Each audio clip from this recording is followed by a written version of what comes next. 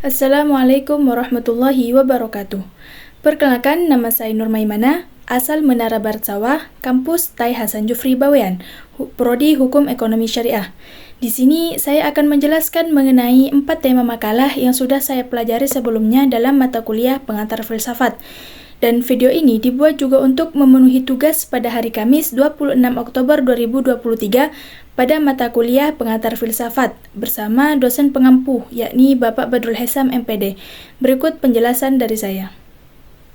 Baik, saya akan menjelaskan makalah pertama yaitu sejarah filsafat.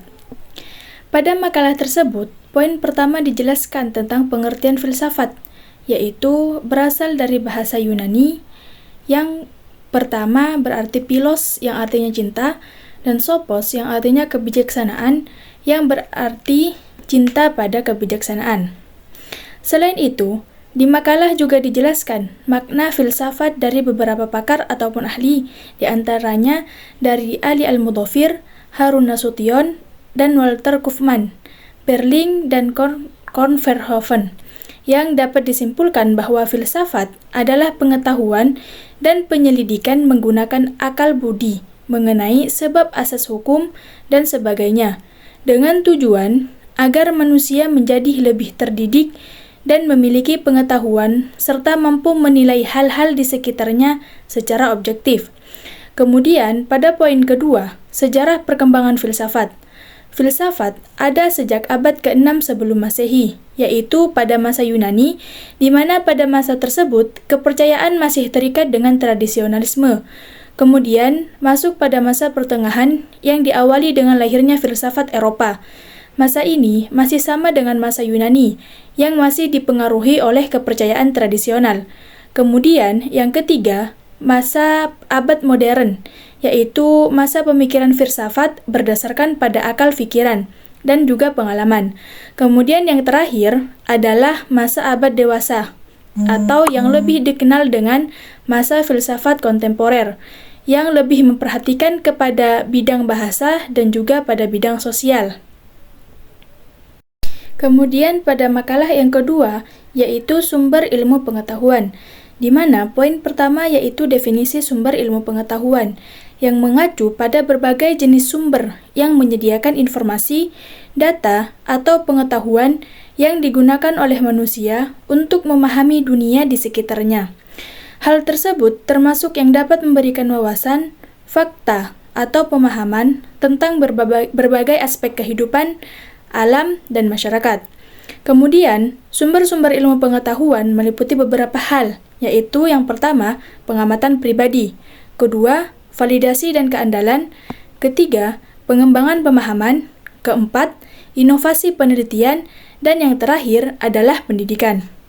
Kemudian yang kedua, perubahan sosial dan budaya memengaruhi cara manusia mencari dan menggunakan sumber-sumber ilmu.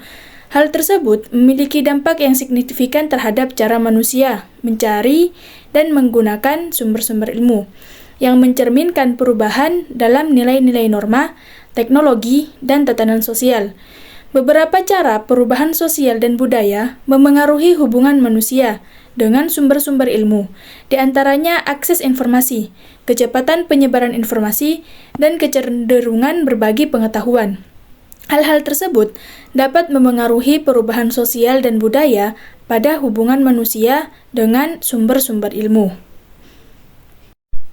Kemudian makalah yang ketiga yaitu mengenai filsafat ilmu pengetahuan. Pertama, makalah tersebut berisi pengertian filsafat, ilmu, dan pengetahuan, di mana filsafat adalah bahasa Yunani philosophia, dengan philos atau philein berarti teman ataupun cinta, dan sophia atau sophos yang berarti kebijaksanaan, pengetahuan, dan hikmah, atau berarti juga induk dari segala ilmu pengetahuan. Dalam hal tersebut juga dipaparkan pengertian filsafat dari beberapa ahli, di antaranya Plato, Aristoteles, Descartes, dan filosof-filosof lainnya. Kemudian, ilmu adalah pengetahuan tentang suatu bidang yang disusun secara sistematis berdasarkan metode atau aturan tertentu yang dapat digunakan untuk menjelaskan tentang gejala tertentu dalam bidang ilmu pengetahuan. Kemudian pengetahuan adalah suatu bidang yang disusun secara sistematis berdasarkan metode atau aturan tertentu yang dapat digunakan untuk menjelaskan tentang gejala tertentu dalam bidang ilmu pengetahuan. Yang kedua, yaitu filsafat pengetahuan dan filsafat ilmu. Filsafat pengetahuan adalah salah satu cabang filsafat yang menyoroti dari sudut sebab pertama, gejala pengetahuan dan kesadaran manusia bahwa pengetahuan itu benar dan terpercaya, hingga perlu teori pengetahuan, teori kebenaran, dan juga teori kepastian. Filsafat ilmu adalah bagian dari filsafat yang menjawab beberapa pertanyaan mengenai hakikat ilmu. Perbandingan filsafat pengetahuan dan filsafat ilmu pada filsafat pengetahuan, keseluruhan pemikiran, gagasan, ide, konsep, dan pemahaman yang dimiliki manusia tentang dunia dan segala isinya. Sedangkan filsafat ilmu adalah keseluruhan sistem pengetahuan manusia yang telah diperoleh secara sistematis. Kemudian, makalah yang keempat ataupun yang terakhir yaitu perkembangan ilmu.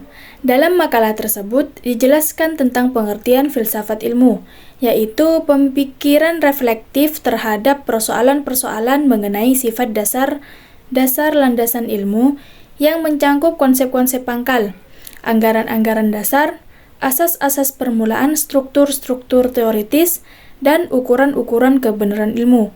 Sementara itu, Gahral Adian mendefinisikan filsafat ilmu sebagai cabang filsafat yang mencoba mengkaji ilmu pengetahuan dari segi ciri-ciri dan cara perolehannya. Dengan demikian, filsafat ilmu merupakan jawaban filsafat atas pertanyaan ilmu atau filsafat ilmu yang merupakan upaya penjelasan dan penelaah secara mendalam terkait dengan ilmu. Kemudian perkembangan ilmu dalam filsafat merupakan rasa ingin tahu, keingintahuan alami manusia, di mana titik awal lahirnya segala ilmu pengetahuan. Pengetahuan ilmiah akan menghasilkan kebenaran ilmiah, yaitu kebenaran yang diperoleh dengan cara dan proses tertentu, yang hasilnya akan dikoreksi dan diubah oleh siapapun dan kapanpun, dengan hasil kesimpulan yang sama seperti awalnya. Sekian penjelasan dari saya mengenai 4 tema makalah pada mata kuliah pengantar filsafat. Kurang lebihnya mohon maaf. Wabillahi taufiq wal hidayah. Wassalamualaikum warahmatullahi wabarakatuh.